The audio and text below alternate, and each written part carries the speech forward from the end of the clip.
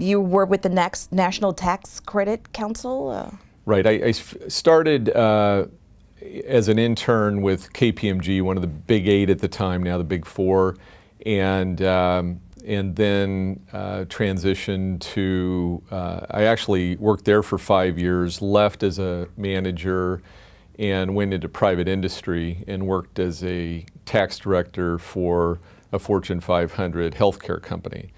And then they lured me back after about 3 years, and then I ended up being a partner at KPMG, and then kind of got a little disillusioned with, again, the regimen. I didn't like, I like to color outside the lines a little bit, and so ended up jumping ship and to Holthouse, Carlin and Van Trite, where I am now, and with some of my former partners from KPMG. How is that firm different?